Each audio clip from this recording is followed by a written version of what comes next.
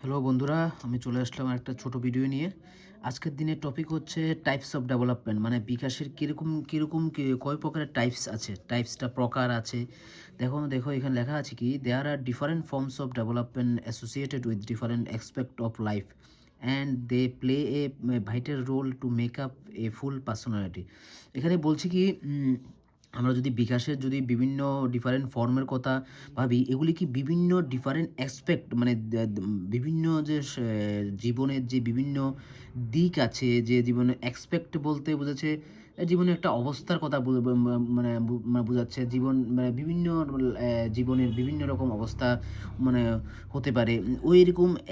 ওই রকম অবস্থার সঙ্গে যেসব বিকাশের যে বিভিন্ন ফর্মগুলি যে যুক্ত আছে এবং এইগুলি কি করে আমাদের একটা ফুল পার্সোনালিটি মানে নিজের ব্যক্তিত্ব একটা, মানে ব্যক্তিত্বটা বিকাশের ক্ষেত্রে মানে খুবই ইম্পর্ট্যান্ট একটা ভাইটাল রোল এটা প্লে করে। মানে কি বুঝিয়েছে, there are different forms of development associated with different aspect of life.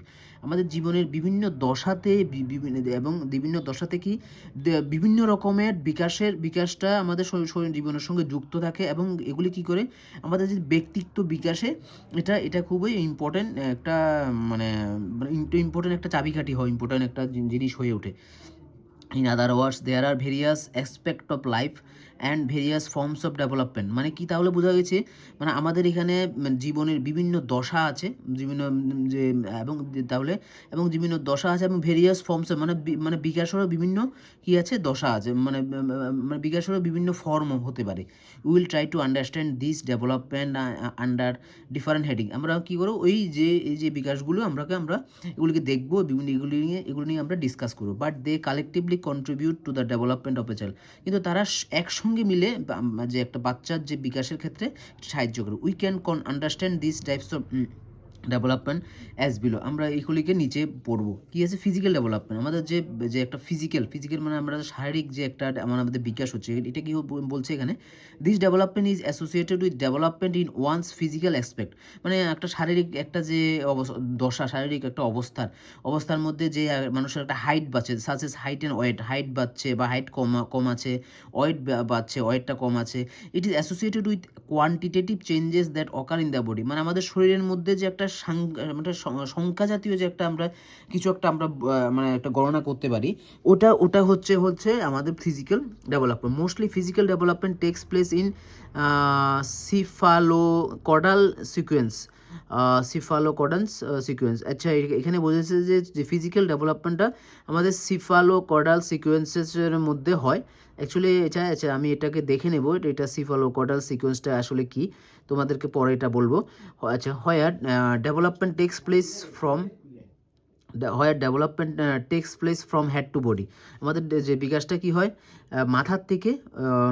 মাথার থেকে মানে শরীরের দিকে বিকাশটা হয়।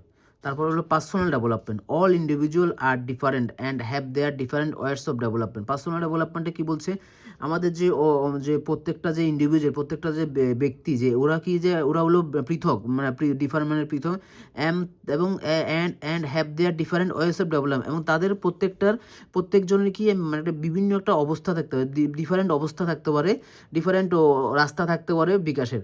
Under personal development we explore how individual personality changes.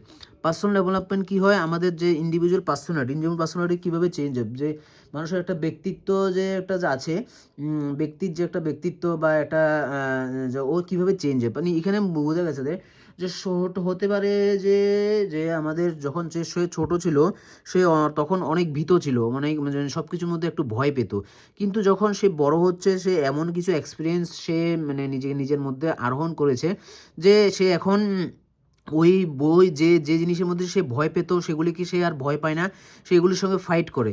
তাহলে সে তার যে একটা ভীত সন্ত্রস্ত একটা ছোট ছেলের থেকে সে এখন একটা সাহসী ছেলেতে পরিণত হয়েছে, যে সে পার্সোনালিটি চেঞ্জ হয়ে গেছে। এরকম একটা কিছু মানে বোঝাচ্ছে এখানে। তারপরে হচ্ছে কগনিটিভ ডেভেলপমেন্ট। দ্য কগনিটিভ মানে কি, ability to think reason and analysis known as cognition.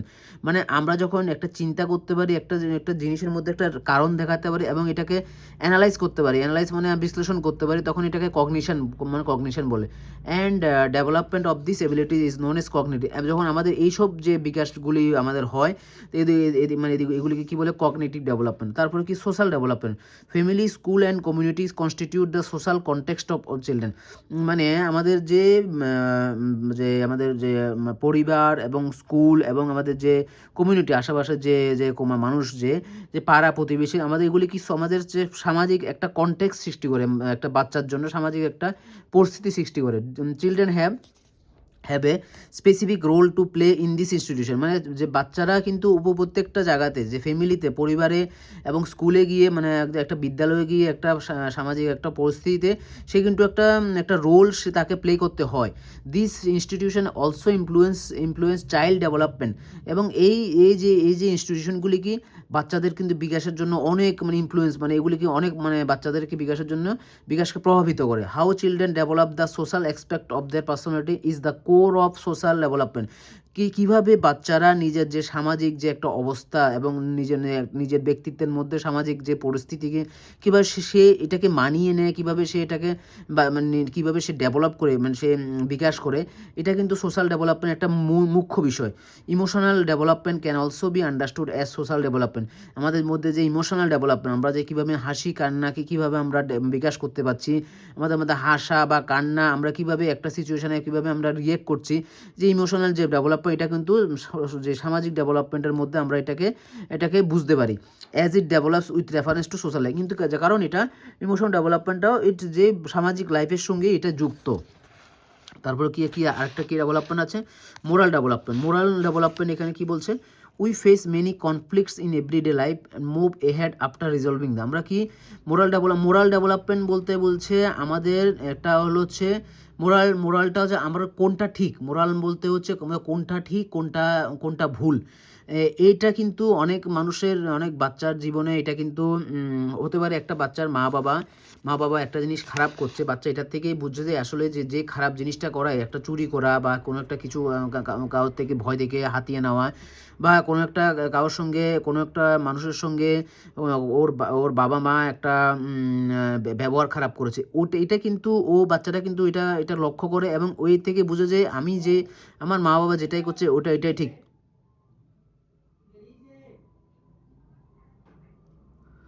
আমার মা বাবা যেটাই করছে ওটাই ঠিক।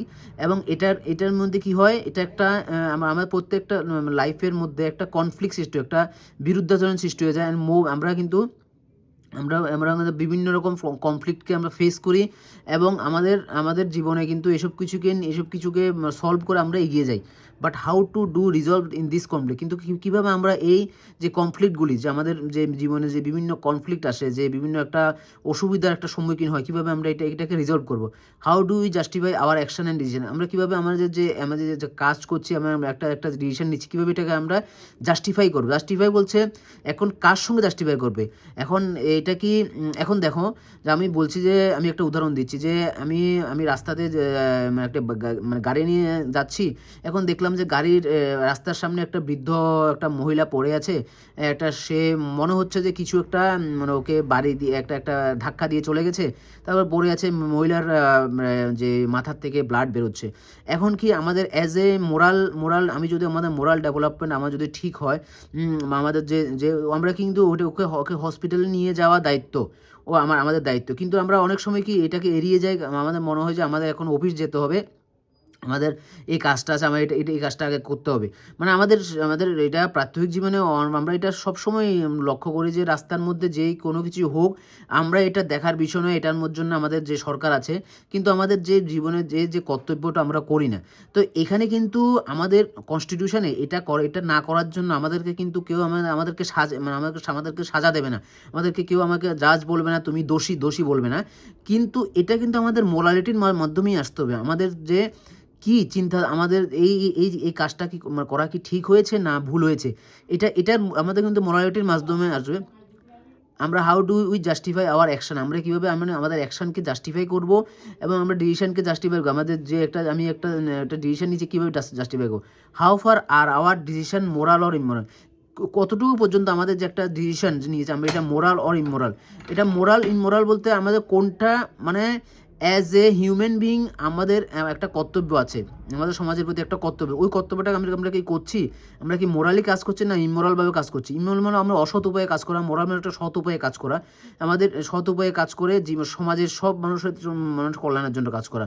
Resolving this conflict are studied under moral develop, এই যে কনফ্লিক্টগুলিকে, এগুলি মোরাল যে আমাদের যে মনের মধ্যে যে কনফ্লিক্টগুলি আসে, এগুলি আমরা মোরাল ডেভেলপমেন্টের মাধ্যমে আমরা এগুলিকে স্টাডি করতে পারি। এটা নিয়ে ছোট্ট ভিডিও আমরা শেষ করলাম। Thank you. কেমন ভিডিওটা লাগলো আমাকে বলবে।